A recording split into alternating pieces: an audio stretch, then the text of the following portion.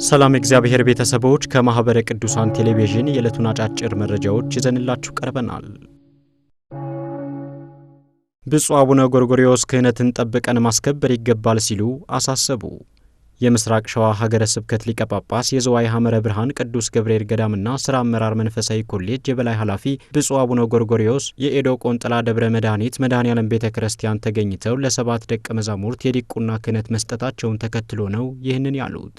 ክህነት አገልግሎቱ ከመላእክት ቀጥሎ ለሰው ልጆች የተሰጠ ትልቅ ጸጋ ነው ያሉት ብፁዕነታቸው ዲያቆናቱ የተሰጣቸውን ጸጋ ሊጠብቁት እንደሚገባና ዋጋ ላለው ሰማያዊ አገልግሎት ራሳቸውን በማዘጋጀት ቅድስት ቤተ ክርስቲያንን በንጽህና በትህትና በመታዘዝ ሊያገለግሉ እንደሚገባ አሳስበዋል። መረጃው የምስራቅ ሸዋ ሀገረ ስብከት ነው። የንስሐ አባትና የንስሐ ልጆችን ግንኙነት ማጠናከር እንደሚገባ ተጠቆመ።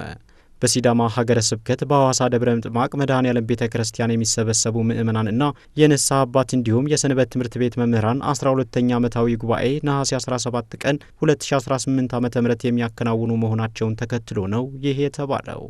በዚህ አገልግሎት በያዝነው ዓመት ብቻ 26 ምእመናን የሥላሴ ልጅነትን አግኝተው የቅድስት ቤተ ክርስቲያን ኅብረት መቀላቀላቸውን የንስሐ አባት የሆኑት ሊቀ ትጉሃን ቀሲስ ደረጀ ለጣቢያችን አድርሰውናል።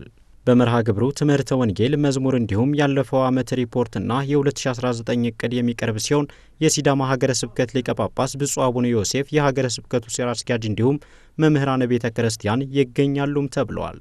ጉባኤው 12 ዓመታትን ያስቆጠረ ሲሆን ዓላማው የምእመናንን መንፈሳዊ ሕይወት የማጎልበትና ከሌላ ቤተ እምነት የተመለሱትን ንስሐ ገብተው የመንግስቱ ወራሽ እንዲሆኑ ማድረግ ነው ያሉት ሊቀ ትጉሃን ቀሲስ ደረጀ ይህ አይነት መርሃ ግብር መኖሩ ለሌሎች አርአያ የሚሆን ነውም ብለዋል።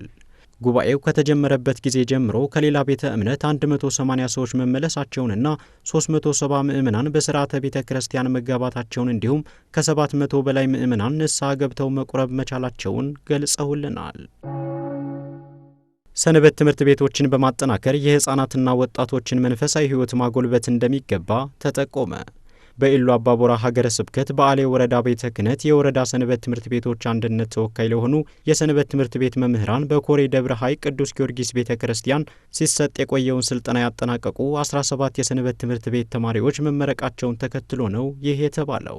በወረዳው ስር ላሉ ሰንበት ትምህርት ቤቶችን ለማጠናከርና አዲሱን ስርዓተ ትምህርት በተግባር ላይ ለማዋል በአሌ ወረዳ ሰንበት ትምህርት ቤቶች አንድነት አማካኝነት ሲሰጥ የቆየው ስልጠና የወረዳው ቤተ ክህነት ሥራ አስኪያጅ የሀገረ ስብከቱ የሰንበት ትምህርት ቤቶች መምሪያ ኃላፊ በተገኙበት ተመርቀዋል። በተጨማሪም ይህ ስልጠና ተጠናክሮ መቀጠል እንዳለበት ከሀገረ ስብከቱ የሰንበት ትምህርት ቤቶች መምሪያ ኃላፊና ከወረዳ ቤተ ክህነቱ ሥራ አስኪያጅ መልእክት አስተላልፏል ሲል ሀገረ ስብከቱ ዘግቧል። ተመልካቾቻችን ለዕለቱ ያዝነላችሁ አጫጭር መረጃዎች እስካሁኖቹን ይመስሉ ነበር። ሰላም እግዚአብሔር ከሁላችን ጋር ይሁን።